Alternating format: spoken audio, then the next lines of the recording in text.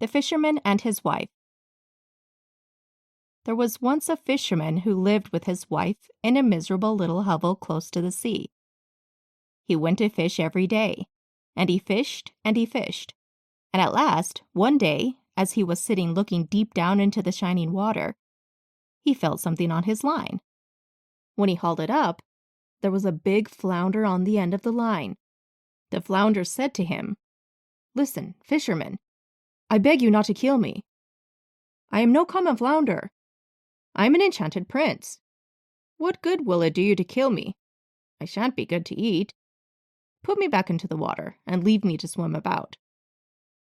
"Ho, ho," said the fisherman. "You need not make so many words about it.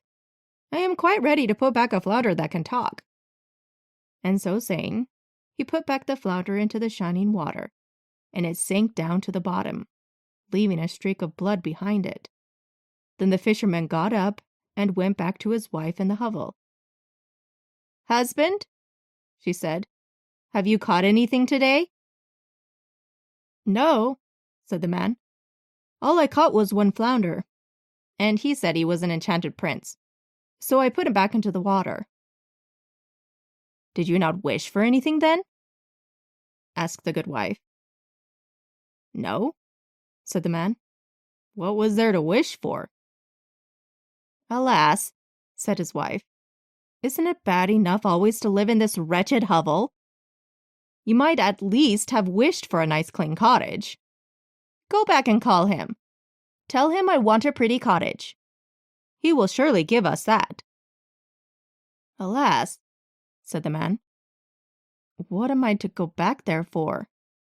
"Well," said the woman, "it was you who caught him and let him go again. He will certainly do that for you. Be off now." The man was still not very willing to go, but he did not want to vex his wife, and at last he went back to the sea.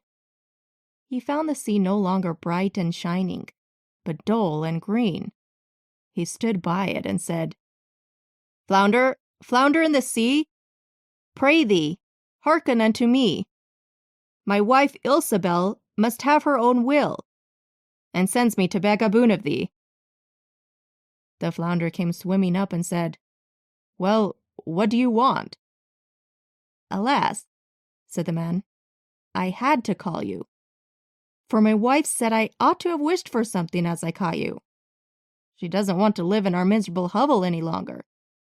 She wants a pretty cottage." "Go home again then," said the flounder. "She has her wish fully." The man went home and found his wife no longer in the old hut, but a pretty little cottage stood in its place, and his wife was sitting on a bench by the door. She took him by the hand and said, "Come and look in here. Isn't this much better?" They went inside and found a pretty sitting room, a bedroom with a bed in it, a kitchen, and a larder with everything of the best in tin and brass and every possible need. Outside, there was a little yard with chickens and ducks, and a little garden full of vegetables and fruit. "Look," said the woman, "is not this nice?" "Yes," said the man, "and so let it remain. We can live here very happily." "We will see about that," said the woman. With that, they ate something and went to bed. Everything went well for a week or more, and then the wife said, "Listen, husband, this cottage is too cramped, and the garden is too small. The flounder could have given us a bigger house. I want to live in a big stone castle. Go to the flounder and tell him to give us a castle." "Alas, wife," said the man, "the cottage is good enough for us. What should we do with a castle?" "Never mind," said his wife. "You just go to the flounder, and he will manage it." "No, wife," said the man. "The flounder gave us the cottage. I don't want to go back. As likely as not, he'll be angry." "Go all the same," said the woman. "He can do it easily enough, and willingly into the bargain. Just go." The man's heart was heavy, and he was very unwilling to go. He said to himself, "It's not right." But at last he went. He found the sea was no longer green. It was still calm, but dark violet and gray. He stood by it and said, "Flounder, flounder in the sea, pray thee, hearken unto me. My wife Ilsabel must have her own will, and sends me to beg a boon of thee." "Now what do you want?" said the flounder. "Alas," said the man, half scared, "my wife wants a big stone castle." "Go home again," said the flounder. "She is standing at the door of it." Then the man went away, thinking he would find no house. But when he got back, he found a great stone palace, and his wife was standing at the top of the steps waiting to go in. She took him by the hand and said, "Come in with me." With that, they went in, and found a great hall paved with marble slabs, and numbers of servants and attendants who opened the great doors for them. The walls were hung with beautiful tapestries, and the rooms were furnished with golden chairs and tables, while rich carpets covered the floors, and crystal chandeliers hung from the ceilings. The tables groaned under every kind of delicate food and the most costly wines. Outside the house, there was a great courtyard, with stables for horses and cows, and many fine carriages. Beyond this, there was a great garden filled with the loveliest flowers and fine fruit trees. There was also a park half a mile long, and in it were stags and hinds and hares, and everything that one could wish for. "Now," said the woman, "is not this worth having?" "Oh, yes," said the man, "and so let it remain. We will live in this beautiful palace and be content." "We will think about that," said his wife, "and sleep upon it." With that, they went to bed. Next morning, the wife woke up first. Day was just dawning, and from her bed, she could see the beautiful country around her. Her husband was still asleep, but she pushed him with her elbow and said, "Husband, get up and peep out the window. See here. Now, could we not be king over all this land? Go to the flounder. We will be king." "Alas, wife," said the man, "why should we be king? I don't want to be king." "Ah," said his wife, "if you will not be king, I will. Go to the flounder. I will be king." "Alas, wife," said the man, "why do you want to be king? I don't want to ask the flounder." "Why not?" said the woman. "Go, you must. I insist I will be king." So the man went, but he was quite sad because his wife would be king. "It's not right," he said. "It's not right." When he reached the sea, he found it dark, gray, and rough, and evil smelling. He stood there and said, "Flounder, flounder in the sea, pray thee, hearken unto me. My wife, Ilsabel, must have her own will, and sends me to beg a boon of thee." "Now what does she want?" said the flounder. "Alas," said the man, "she wants to be king now." "Go back. She is king already," said the flounder. So the man went back, and when he reached the palace, he found that it had grown much larger, and a great tower had been added with handsome decorations. There was a sentry at the door, and numbers of soldiers were playing drums and trumpets. As soon as he got inside the house, he found everything was marble and gold, and the hangings were of velvet with great golden tassels. The doors of the salon were thrown wide open, and he saw the whole court assembled. His wife was sitting on a lofty throne of gold and diamonds. She wore a golden crown and carried in one hand a scepter of pure gold. On each side of her stood her ladies in a long row, every one a head shorter than the next. He stood before her and said, "Alas, wife, Are you now king?" "Yes," she said. "Now I am king." He stood looking at her for some time, and then he said, "Ah, wife, it is a fine thing for you to be king. Now we will not wish to be anything more." "No, husband," she answered, quite uneasily. "I find that time hangs very heavy on my hands. I can't bear it any longer. Go back to the flounder. King I am, but I must also be emperor." "Alas, wife," said the man, "why do you now want to be emperor?" "Husband," she answered, "go to the flounder. Emperor I will be." "Alas, wife," said the man, "emperor he can't make you, and I won't ask him. There's only one emperor in the country, and Emperor the flounder cannot make you. That he can't." "What?" said the woman. "I am king, and you are but my husband. To him you must go, and that right quickly. If he can make a king, he can also make an emperor. Emperor I will be, so go quickly." He had to go, but he was quite frightened. And as he went, he thought, "This won't end well. Emperor is too shameless. The flounder will make an end of the whole thing." With that, he came to the sea. But now he found it quite black and heaving up from below in great waves. It tossed to and fro, and a sharp wind blew over it, and the man trembled. So he stood there and said, "Flounder, flounder in the sea, pray thee hearken unto me. My wife Ilsebel must have her own will, and sends me to beg a boon of thee." "What does she want now?" said the flounder. "Alas," he said, "my wife wants to be emperor." "Go back," said the flounder. "She is emperor." So the man went back, and when he got to the door, he found that the whole palace was made of polished marble, with alabaster figures and golden decorations. Soldiers marched up and down before the doors, blowing their trumpets and beating their drums.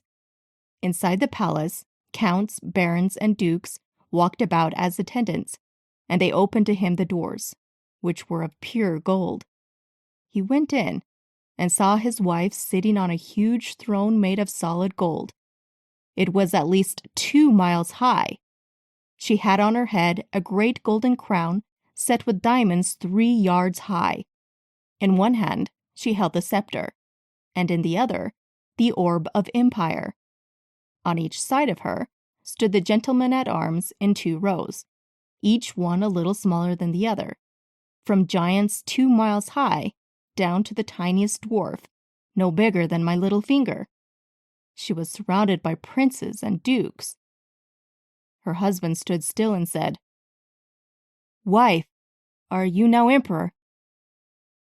"Yes," she said. "Now I am emperor." Then he looked at her for some time and said, "Alas, wife, how much better off are you for being emperor?" "Husband," she said, "what are you standing there for? Now I am emperor, I mean to be pope. Go back to the flounder." "Alas, wife," said the man, "what won't you want next? Pope you cannot be. There is only one pope in Christendom. That's more than the flounder can do." "Husband," she said, "pope I will be. So go at once. I must be pope this very day." "No, wife," he said. "I dare not tell him. It's no good. It's too monstrous altogether. The flounder cannot make you pope." "Husband," said the woman, "don't talk nonsense. If he can make an emperor, he can make a pope. Go immediately. I am emperor, and you are but my husband. And you must obey." So he was frightened and went, but he was quite dazed. He shivered and shook, and his knees trembled. A great wind arose over the land, the clouds flew across the sky, and it grew as dark as night. The leaves fell from the trees, and the water foamed and dashed upon the shore. In the distance, the ships were being tossed to and fro on the waves, and he heard them firing signals of distress. There was still a little patch of blue in the sky among the dark clouds, but towards the south they were red and heavy, as in a bad storm. In despair, he stood and said, "Flounder, flounder in the sea, pray thee, hearken unto me. My wife Ilsabel must have her own will, and sends me to beg a boon of thee." "Now what does she want?" said the flounder. "Alas," said the man, "she wants to be pope." "Go back, pope she is," said the flounder. So back he went, and he found a great church surrounded with palaces. He pressed through the crowd, and inside he found thousands and thousands of lights. And his wife, entirely clad in gold, was sitting on a still higher throne, with 3 golden crowns upon her head, and she was surrounded with priestly state. On each side of her were 2 rows of candles, from the biggest, as thick as a tower, down to the tiniest little taper. Kings and emperors were on their knees before her, kissing her shoe. "Wife," said the man, "are you now pope?" "Yes," said she, "now I am pope." So there he stood, gazing at her, and it was like looking at a shining sun. "Alas," he said, "are you better off for being pope?" At first she sat as stiff as a post, without stirring. Then he said, "Now, wife, be content with being pope. Higher you cannot go." "I will think about that," said the woman, and with that they both went to bed. Still she was not content, and could not sleep for her inordinate desires. The man slept well and soundly, for he had walked about a great deal in the day, but his wife could think of nothing but what further grandeur she could demand. When the dawn red in the sky, she raised herself up in bed and looked out the window, and when she saw the sun rise, she said, "Ha! Can I not cause the sun and moon to rise?" "Husband!" she cried, digging her elbow into his side, "wake up and go to the flounder. I will be lord of the universe." Her husband, who was still more than half asleep, was so shocked that he fell out of bed. He thought he must have heard wrong. He rubbed his eyes and said, "Alas, wife, what did you say?" "Husband," she said, "if I cannot be lord of the universe, and cause the sun and moon to set and rise, I shall not be able to bear it. I shall never have another happy moment." She looked at him so wildly that it caused a shudder to run through him. "Alas, wife," he said, falling on his knees before her, "the flounder can't do that. Emperor and Pope he can make, but this is indeed beyond him. I pray you, control yourself and remain Pope." Then she flew into a terrible rage. Her hair stood on end. She kicked him and screamed, "I won't bear it any longer! Now go!" Then he pulled on his trousers and tore away like a madman. Such a storm was raging that he could hardly keep his feet. Houses and trees quivered and swayed, and mountains trembled, and the rocks rolled into the sea. The sky was pitchy black. It thundered and lightened, and the sea ran in black waves mountains high, crested with white foam. He shrieked out, but could hardly make himself heard. "Flounder! Flounder in the sea! Pray thee, hearken unto me. My wife Ilsabel must have her own will, and sends me to beg a boon of thee." "Now what does she want?" asked the flounder. "Alas," he said, "she wants to be lord of the universe." Now she must go back to her old hovel," said the flounder. "And there she is." So there they are, to this very day.